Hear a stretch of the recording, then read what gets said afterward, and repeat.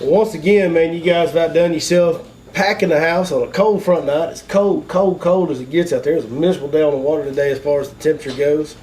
And y'all have showed up in big numbers and created a full house once again. So thank y'all. Most importantly, before we do anything else, thank each and every one of you guys so much for coming to join us on a cold East Texas Friday night, right? So we appreciate it. We're going to try and give you all the value and all the information we can to help you. Z-Dub! My man. Got something we want to go over real quick. You know, Lake Fork Marina does such an amazing job for us, always letting us have this facility and use their facility and you know, host this thing here in their store. And we kind of interrupt their business on Friday nights and all that and make a lot of noise. So we really, really appreciate them. And anytime they ask us to do something, we're more than happy to do it. And of course, you know how they are. The one time they ask us to do something for them, it's about giving back to you guys, the customers that shop here. So they've got November is their Customer Appreciation Month.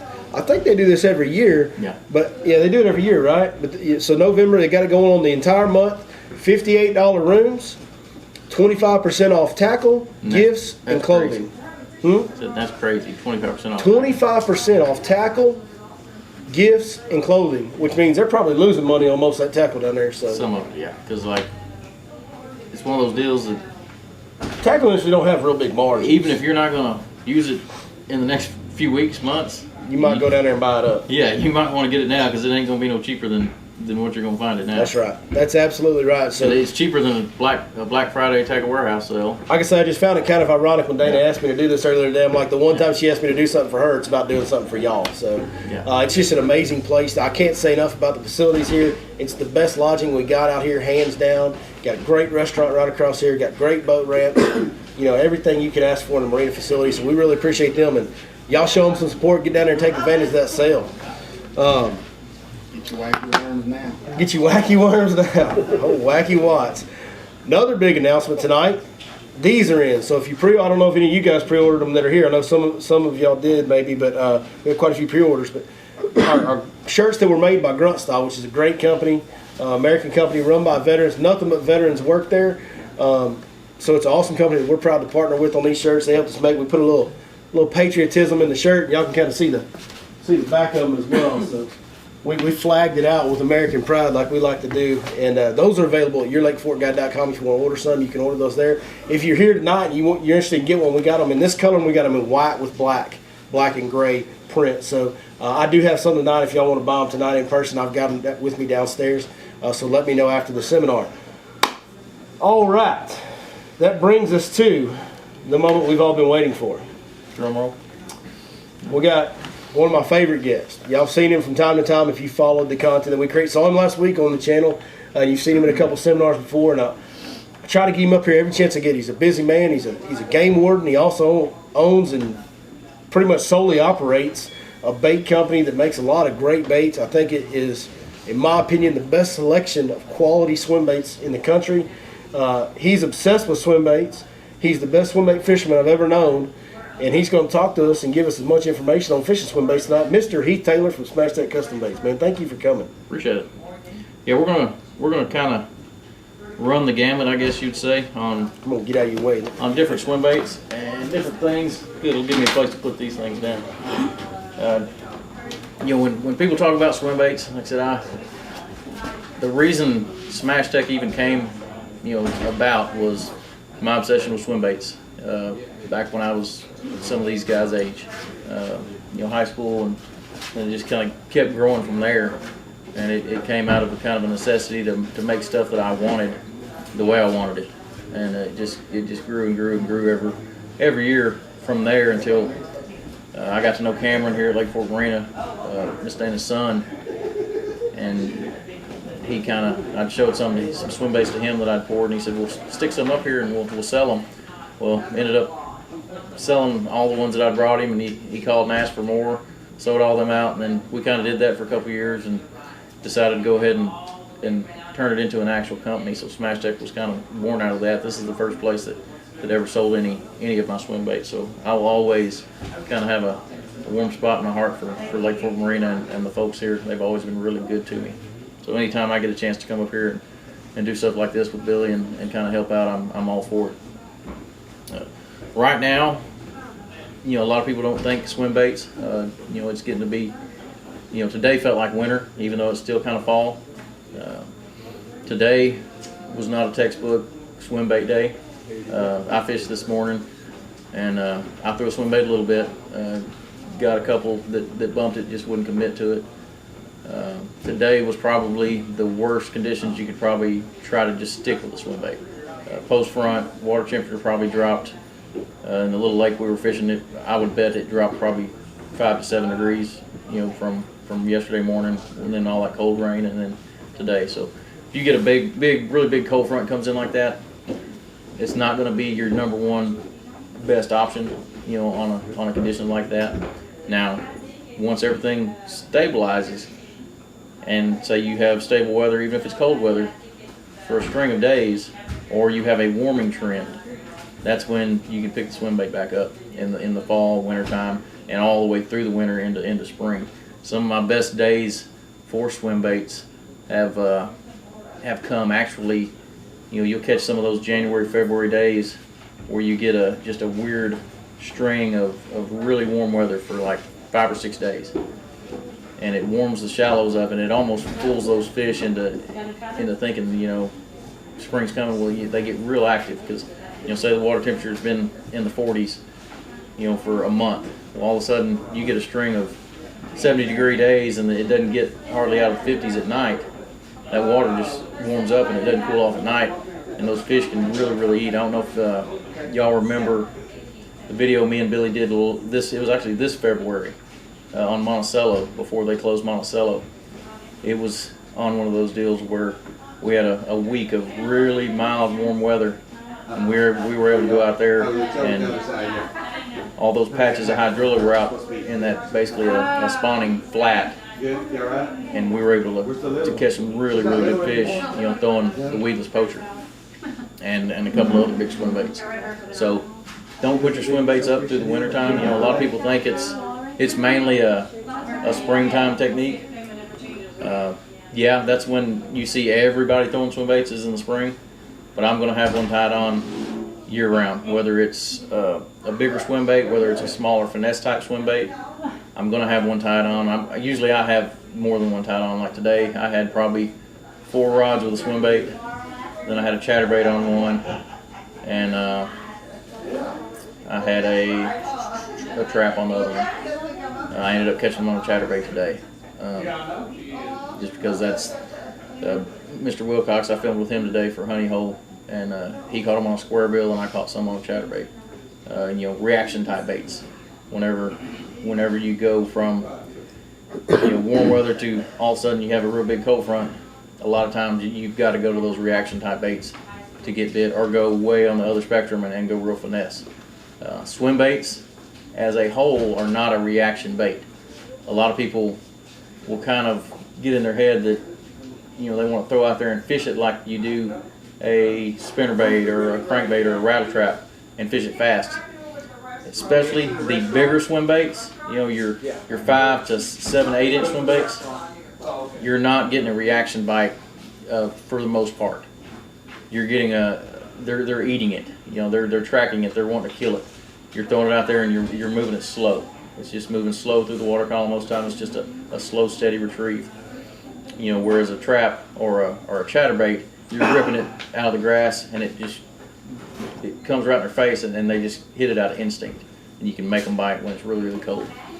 Talking about swim baits, as we're going into winter, don't be scared to pick up a swim bait when it's cold. As long as the weather has been stable. I've caught swim bait fish in, I think 43-degree water is the coldest I've caught swim bait fish, and that was at Monticello and another time. And what I was doing, just taking a slow rolling, and actually a smash tail, which is a little ribbed swim bait, just putting on a belly weighted swim bait hook, throw it out there, and just slow rolling it through some old dead pad stems, in 3-4 foot of water, and you'd be slow rolling it, and all of a sudden it would just get heavy. The fish weren't real active. They wouldn't try to rip it out of your hand like they will when it gets a little warmer. It would just get heavy, and you just lean into them. Now, when I talk swim baits, I mean everything. From something as small as a little 3.5-inch smash tail junior to a little 4.5-inch hollow body to a little 4-inch, like that's the little poacher. If anybody's fished the poacher, this is the little poacher. It's the smaller version of it. It has a really, really fast tail kick. And I'll kind of go over some different things, the main differences in some of these baits. Because, everybody looks at a swim bait as a swim bait as a swim bait. That's not true at all. You have different profiles, different actions, and different applications. Like when you're wanting something that doesn't have a ton of action, say really, really cold water, these little ribbed swim baits like this can really shine because their tail is really, really, really thin. So it's going to move real fluid and not put out a lot of thump and crazy vibration, crazy action. It's just going to be a real subtle action, which is a lot of times better for winter time. Those are great baits for Alabama rigs. Now as the water warms up, you start. You gonna hold that for me? Yeah, I'll hold your tray for you. Thank you, Vanna. What'd you miss? And if you go up to this has a really, really quick tail kick, really, really fast. Now the bigger you get, generally, as a rule, the slower the tail kick's gonna get. So the bigger paddle tail, the slower the tail kick, and the more distance you have between the body and the actual tail itself. That's when you're going to get more of an exaggerated wag. So the longer skinny part when you have a long skinny part, like say, like the felon, we have some felons down there. They're a lot longer and skinnier. They're kind of like that as opposed to short and fat. They have a real wide, lazy kick. Well, then this one's almost the same width throughout the body, and it kicks super fast. This one right here kicks really, really hard, and because it's short and stocky, it makes the tail kicking actually makes the whole body just shake back and forth like this. It will almost try to flip that hook over when it comes through the water. Now, when you're fishing these are one of my favorite baits in the fall.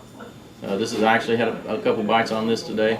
Now, if we had some stable weather, this is what I would probably start with as far as swim baits in the fall. It would be this and this right here, the weedless poacher. It still has kind of a quick tail kick, but it also has the bulk. And, a lot of times I want to go bigger, so I'll use the bigger profile baits. Now, you switch to that bigger profile once you've got a few bites on the hollow belly? I will a lot of times start big. I'd rather start big and then go small, but that's just me. Because I'd rather catch them on a bigger bait. I'd rather catch them on the big poacher or even the convict or something bigger like these bigger gizzard shads. I'll start with them. And if I'm not getting bit, or what'll happen sometimes is they'll hit it and not, you tell they're not quite getting it, then I'll downsize to that hollow body. And another thing, I know we talked about this, I don't remember, I guess it was in one of the videos in the Guys Network. You can make a pass down a bank, say a stretch of grass, and throw one style of swim bait, like this hollow body. Lots of vibration, lots of shake, completely different action, completely different feel. You can turn around, you'll catch 2 or 3 fish with it. Turn around and go back with something like this, or the ones that got stolen. And you saw that? Yeah. Oh, and then and pick up 2 or 3 more fish a lot of times. You do a rest bear, yeah. So there's different applications, for different things. As it gets more into spring, this will come into play more. Spring and summer. A little bluegill. This one really kind of hadn't even been formally released. I think there's some down there. That's the only place you can have any of these. But we haven't put any publicity on it. Yeah. But that's a bad little dude, man. This is a little bluegill line through, is what it is. You can see I just cut it off a rod that I had. This is one of the first ones that I made and been playing with a little bit. But I'll show y'all how to do some rigging here in just a minute. I told Billy we were gonna kind of do some rigging and talking about different applications. like that's a little line through. This is the 6-inch gizzard shad, weedless. See how it's got the split belly for a hook, and I'll show y'all how it's rigged here in a minute. Of course, the people that follow Billy know what happened with one of these guys, and it was actually, if anybody has Bassmaster magazine. Yeah, what's funny is like, this happened like a year and a half ago, and then all of a sudden, like now, it's like the video got 1 million views and it got shared on Bass. Wired to Fish shared it, and now the kid's picture is in Bassmaster magazine. Yeah, it was in Bassmaster on that. What is it? They're at the back where they post everybody's big fish people that send the big. It was actually on there, but that's the 6-inch hollow body, and they were made for that 8-aught owner beast hook. Yeah. Does everybody know what happened on that? Y'all know about the 13-year-old kid that was throwing that with me? He caught a 12-pound 2-ounce? 12-2, yeah. 12-pound 2-ounce bass out here on Lake Fork fishing with that big hollow body.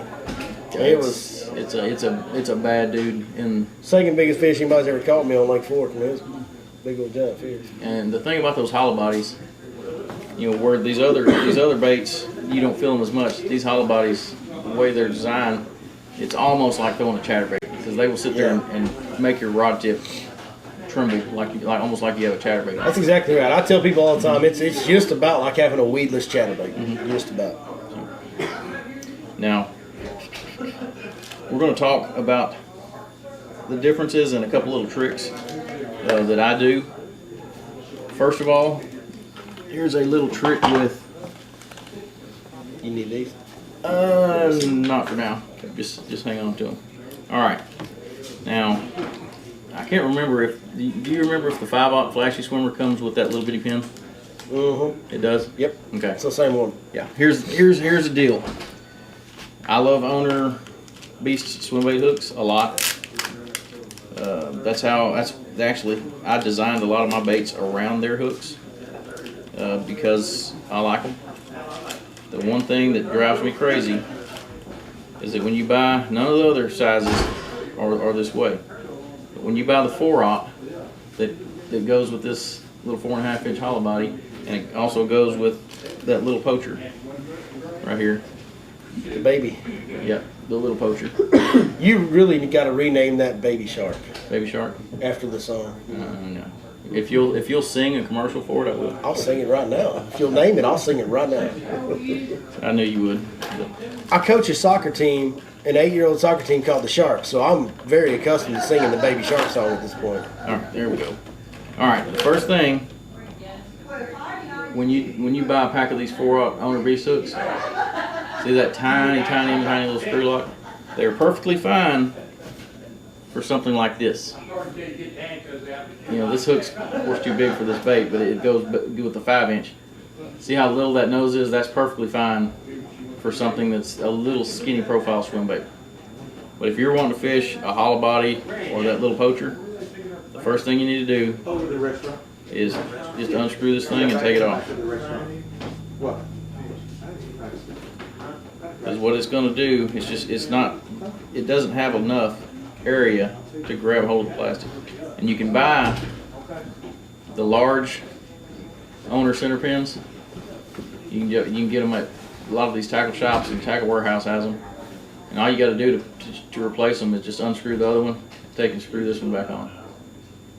And buy the large. And that's anytime I buy a pack of these hooks, first thing I do is take them out and put that large center pin on there. And what that's going to do... Where do you get those large center pins? Tackle Warehouse. A lot of tackle shops will have them. Okay. Yeah, you just go to owner, and now you can see the difference in that and that. So put that up close to that big camera right there. That's a huge difference. Yeah. So what you're going to be able to do is when you take and screw it into the nose, and you just want to stick that pin. That's a good thing about these little centering pins. You can stick it right down the middle. You just twist it on. And the head of these hollow body swim baits is actually solid. So you screw it in there till it gets flush, and then just what I always do is measure with my thumb or my finger where it's going to come through, and you'll actually see a seam on the bottom and a seam on the top. It'll help you center it pretty well.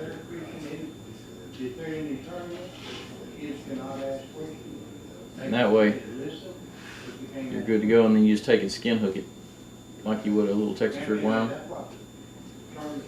And instead of having that little bitty tiny screw lock in there, you've got a screw lock that's basically holding the whole head of this bait. So when a fish, and these things will last a whole lot longer because you're sitting there pulling on that whole head. You'll rip that whole head off instead of just pulling out the center of that skin. Let's expand on that for just 1 second, if you don't mind. So one of the things, and you know, you probably, if you watched all the content, you may have heard me say this before, but it's been a while, so we'll go back over it a little bit. The best part about the baits that he makes is he does not make a bait to sell to you.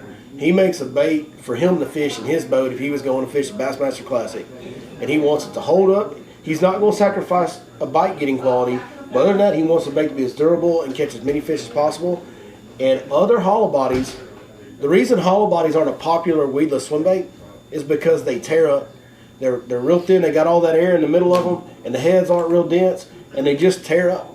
And you can't keep them on the bait. And so people hated fishing on weedless because every time that hook would get torn through there, just tear the whole bait up.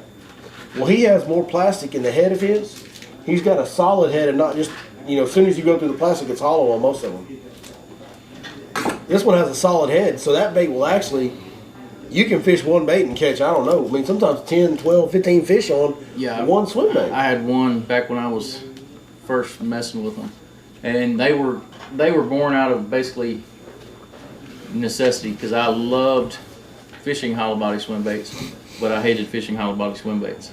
Well, and they weren't built. They actually, when I say like he builds baits for himself to fish, like this bait that he's talking about right now, the hollow body, that was never intended to be for sale. It's my fault. I walked into the shop one day and I was like, hey, what's that little guy right there? And he's like, oh, it's a little hollow belly. See, that's my little top secret deal.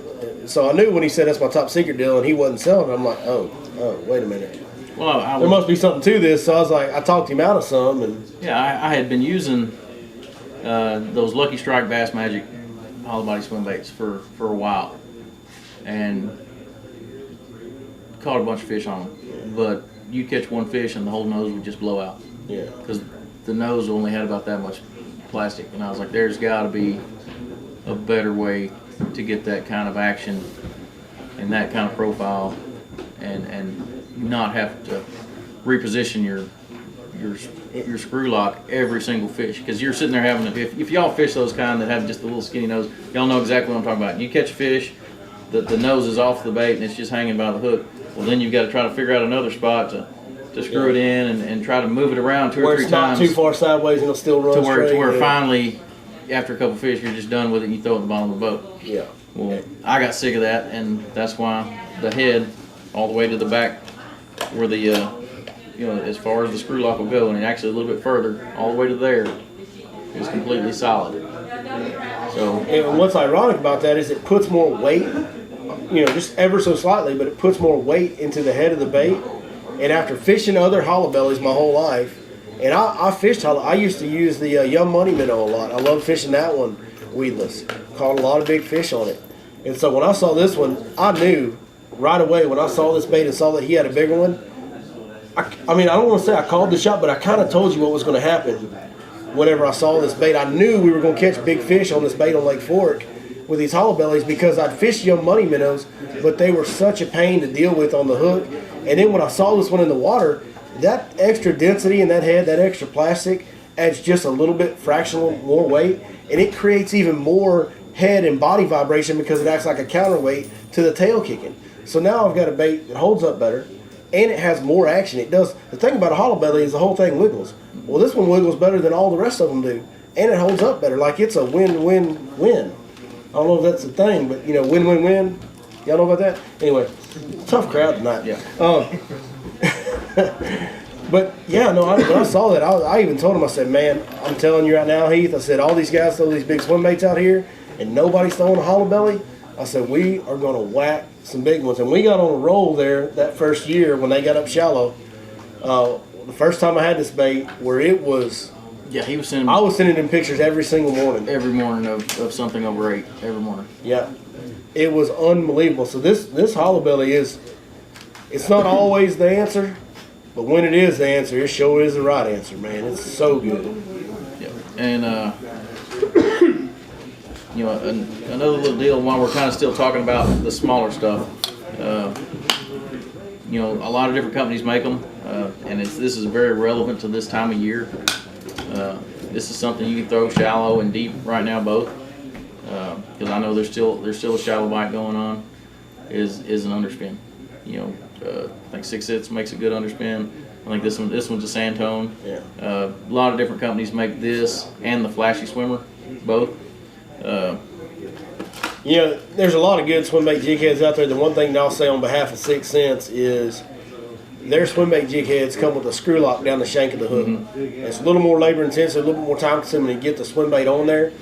But like with my Alabama rigs, let's say, I'll use the 6 Cents jig heads on there. And once I've got that, I'll use the Smash Tail Junior on a little 8-ounce swim bait jig head on my Alabama rig.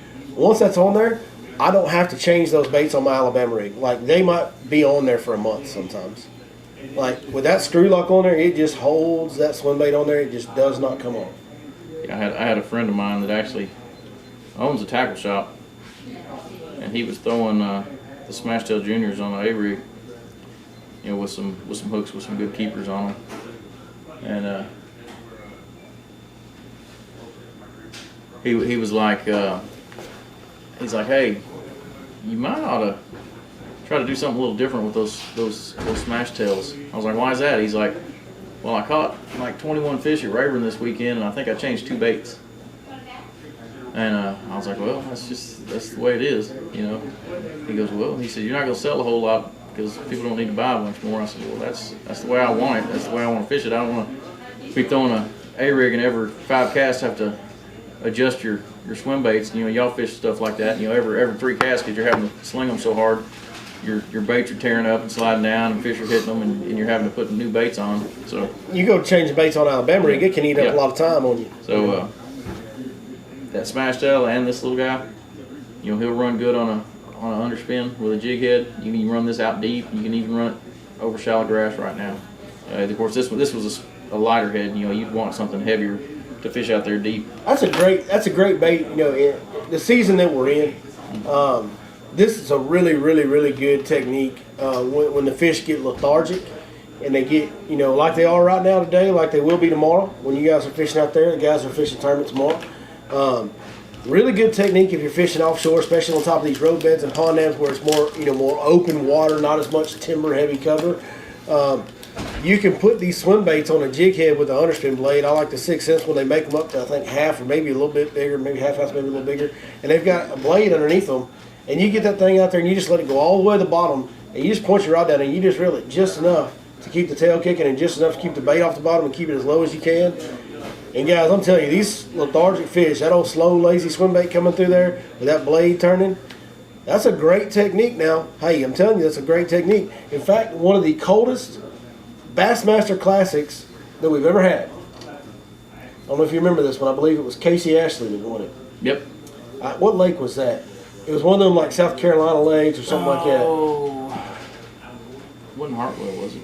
It might have been. It was something like that. It was Hartwell or one of those like that. But anyway, super cold temperatures. I mean, the fish were just. Yep. I mean, we're talking about. It was ice and snow on the guy's boat decks in the morning. Underspin. Yeah, and he won the Bassmasters Classic on an underspin swim bait, fishing it real slow and sometimes even just holding it off the bottom and just vertically jigging it at them. That's another thing these baits are good for. If you see fish on your graph in really lethargic post-frontal conditions like we have today, if you see them on your graph, you can drop that jig head down there with that underspin and a paddle tail swim bait and not actually swim it. I've done this now. I'm not just feeding you line. I've done this. A paddle tail swim bait with an underspin jig head, drop it down to the fish that you see vertically, raise it up, and a lot of times if there's any wind at all, it'll be just enough to make that blade turn and that tail kick every once in a while, and they'll eat that sucker when they won't eat nothing else. I've gone out there and been sitting on zero and finally got right over the top of them and just dropped my bait right down to them and held it and watched it on my graph and held it right in their face, and they ate it. And it's a great option when fish, summertime and wintertime is when you'll see a lot. Fish will suspend. Yeah. And you can count it down because you can sit there and you'll play with stuff. You sit there and drop it next to the boat and watch how many seconds it takes for it to sink a foot. Say it sinks a foot a second. Well, you see fish on your graph, at 20 feet over 30 foot of water. You can go out there and count it down to 20 and just start reeling just like this. So. And fish will right now, just to kind of give you guys a Fish Tomorrow some info on that. Right now, around these bridge pilings, there's a lot of fish that suspend this time of year around these bridge pilings. And that Alabama rig has nothing, especially now we throw them all blades on them. It's essentially nothing more than a multiple presentation of what we're talking about with this jig head swim bait. And unders, that with an underspin. Yeah. With a jig head. With a jig for tournament unders. Yep. And around these bridge pilings and bridge corners, these fish will suspend off these corners and suspend around these pilings. And you can catch that thing up under there and let it get down there and just roll it through there. And it'll get you some bites. Now, another little, we talked about changing the spring on hooks. There's lots of little things you can do with hooks to make them better. I think Owner is coming out with a couple different weights, but for years, Owner, when you bought a Owner Beast swim bait hook, you either bought an unweighted or you bought a weighted, and you didn't have a choice. If you wanted an 8/0, it came with a 3/8. Might be 3/8, yeah. If you wanted an 8/0, it comes with a 3/8. If you want a 6/0, it comes with a quarter. If you want a 4/0, it comes with an 1/8. If you want a 10/0, it comes with a half. 3/4, actually. Now 10/0's half, Is it? 12's 3/4.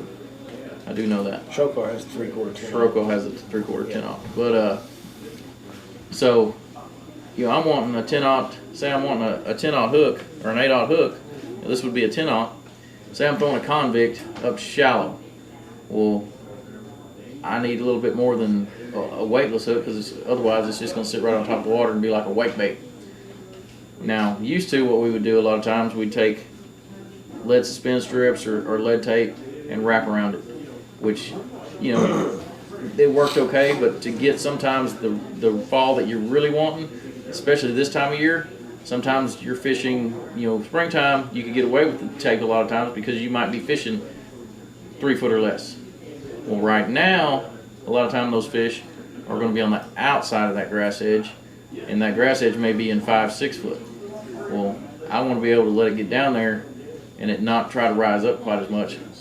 So I started doing, you can go to Academy is where I get them. You can probably order them online or do whatever.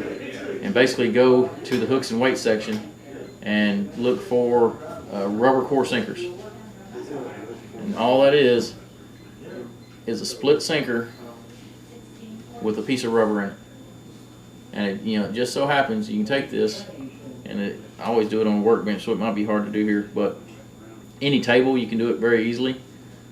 You just pull the rubber out, and say I want a 10/0, and this is an 1/8 ounce.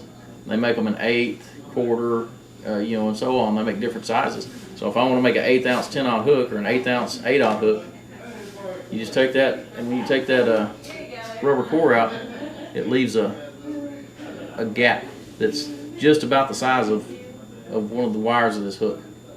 And you'll just go to the flat spot of that thing, and you can stick it on there just like that. What I'll do is I'll just take a pair of pliers and clip it down on it, and it fits right down there on it, and you can make your own weighted hook. Now, sometimes what I'll do is, you can crimp it on there and it'll stay pretty good. But if I'm making them at the house before I go fishing, sometimes you make them on the fly while you're fishing. But if I'm making them at the house, a lot of times I'll take some like Gorilla Glue gel, super glue gel, and before I crimp it down, I'll just put a drop of Gorilla Glue gel in there and then crimp it closed, and it'll stay there. So there you've got instead of having to go with a 3/8 ounce 8/0 or a 1/2 ounce 10/0, I can take and rig up my bait and have an 1/8 ounce swim bait hook. Or if you wanted it to be a quarter, you can, whatever weight you want to make, you can make it just by taking those little weights like that. And that way, because if you were going to sit there and try to wrap suspend strips, you'd have to sit there and just wrap it and wrap it and wrap it and wrap it and have a whole bunch of them built up on there. With that, you can do that in just seconds. And if you don't glue it, you want to change the weights without unrigging your whole bait, you can just squish it the other way and open it up and peel it off and change weights. So I've been doing that the last 2 or 3 years instead of the strips, and it's working a whole lot better for me. It's just a lot quicker and a lot easier. And like I said, when we fished Monticello, you saw I had an 8/0 rigged with the 1/8 ounce and with that weedless poacher, and it lets you just slow roll it. To me, the 1/8 ounce, you can throw it with the stock 3/8 with the 8/0 on a weedless poacher, but to me, Too much. it's a little much. It is. You have to move it a little faster than I want to keep it off the bottom. I want to be able to reel it about like this with a 6/4 to 1, and for it to be up off the bottom, just ticking the grass. With that stock 3/8 ounce, you have to reel it more like this. And sometimes of the year that's fine, but most of the time I want it slowed down. That's just another little trick that helps. You know, it's helped me catch more fish and be more efficient while I'm fishing. Other little tricks, we'll talk about. Hang on to that. Like here is sure I don't get this long rod. Give me a fan. It's pretty far up there. Yeah. Fan, yeah. This is these are my swim bait rods. Some of them. I like to use these 795s and 794s. They're Dobbins. Like I said, I think 6 Sense has come out with a line of swim bait rods too. They do. They've got the Divine series. It's a very similar rod to what you're using. It is a 7-foot 8-inch heavy. In the Divine series, it's a very, very, very good, big, long handle, very good swim bait rod. When we talk about, you know, the weedless poacher, this one I was throwing some today. You basically. You didn't wrap your line up all in your hook, man. Yeah, it did. All in your spring, you know screw lock. Yeah, you know how to fix that. Huh? I know how to fix that though. You just gonna take it off? Yeah, you just undo it like this. Read this. Put it back on. So, when you're rigging a weedless, there's a weedless version and a line through version of the poacher. All the weedless ones that I make, I put a belly slot on. To me, that's an important deal. When you're fishing these big fat swim baits, that's a big deal because you can have, on a weedless swim bait, if it doesn't have a hook slot, you can have some major hookup ratio issues. When it's got that much plastic in that gap of that hook, it can wad up on it funny and not, you just miss your hook sets. Whereas when you got the hook slot on there, when that fish pops that bait and that hook pops out, it just creates such a bigger bite. So much more hook is exposed. So just like any other swim bait, when you're putting one of these swim bait hooks, center pin right in the middle, all the way through. Measure where it's going to come out with your finger. They can go in that belly slit, and you just want to come straight out. You don't want to come curved out. You just want to come straight out.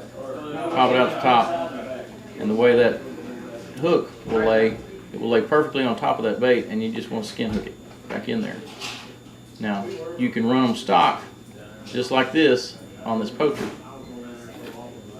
Now, the same hook is what I use for the 6-inch gizzard shad, weedless gizzard shad.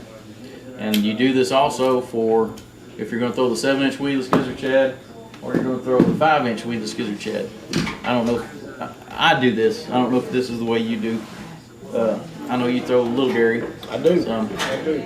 But what you do, or what I do, is whenever you rig it up,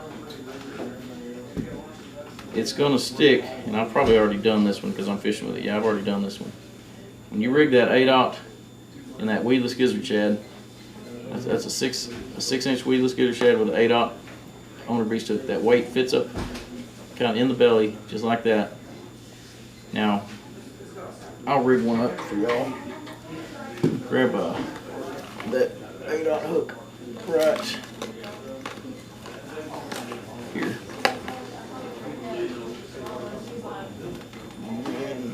this is gonna be this one. This one right here. That one, okay. When you rig them up,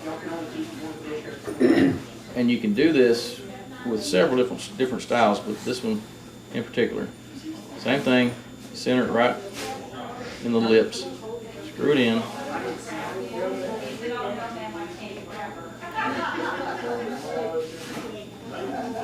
Till it's flush. You're going to measure again where it comes out. Maybe a 6 out. No, that's not the right hook. That may be a 6 out. No.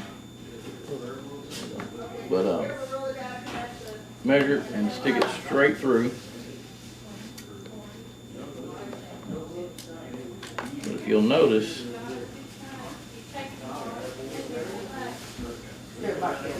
you stick it straight through in there. See how that points back down a little bit? Now I do this like even on the 5/0 or the 6/0 with the 5-inch. Spring that hook. It's not going to hurt this hook at all. No. You can't hurt them hooks, man. And you get you a pair of pliers, and I don't know if these are strong enough, probably not. Just get your pair of pliers and just open them. Open that hook just a little bit. Make sure you do it straight up. You don't do it to either. Yeah, you don't torque it. Torque it to either side. You don't want that hook getting crooked on you. Go straight up. Now you see where it lays kind of flat on top, and I could probably go just a little bit further.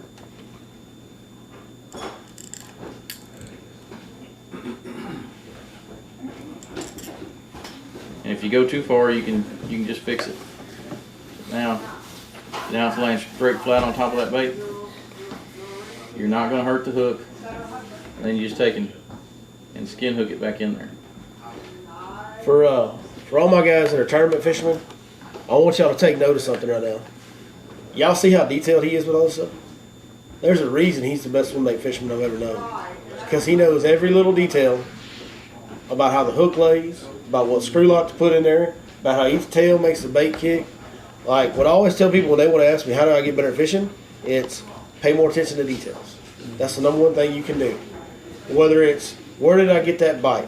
How far into that grass line was that bite? How deep was that bite? How did he bite it? Did he run with it? Did he hit it and sit still?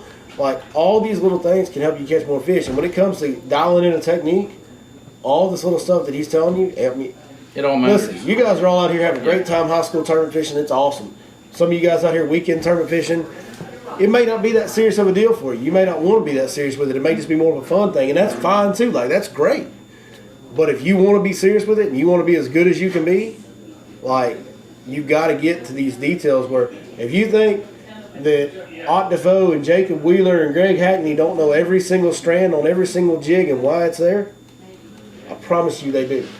You know, and I don't fish tournaments anymore. I used to. I don't have time, and honestly, I don't really have the desire. If I was going to be truthful, I don't have the desire to fish tournaments anymore because I would rather go the limited time I have. I would rather go catch fish how I want to catch them and fish the lake I want to fish instead of having to pre-fish this lake or having to be at this lake this weekend. And like I said, I did a lot of tournament fishing a few years ago, and I still enjoy, like if Billy was to call me up and say, hey, let's go jackpot this little derby, next weekend, and if I could be off, sure, I'd go do it. But as far as like committing to a tournament trail, I don't have the time to do it right now because, like I said, I have a full-time job and then I have the bait company too, so I just don't have time. He probably got tired of whooping on everybody because I've seen his garage. There's a whole lot of plaques up there. Like it's about as many plaques from tournament fishing as I've ever seen anybody have. That, like I said, that is what you'll do on a swim bait like that, and that goes for, like I said, the 5-inch, the 6-inch, and the 7-inch, and any swim bait that it don't even have to be like one of my swim baits. I don't care what swim bait you're throwing, and you rig it up on a hook, and if you see that hook is pointing back down, just take and bend it to where it lays flat, because you are going to miss fish when that hook is pointing back down into the bait. Because what's going to happen if that hook point is pointing at a downward angle, when that fish grabs up here and he starts to try to roll that bait, it's going to dig the point further. It's going to dig down.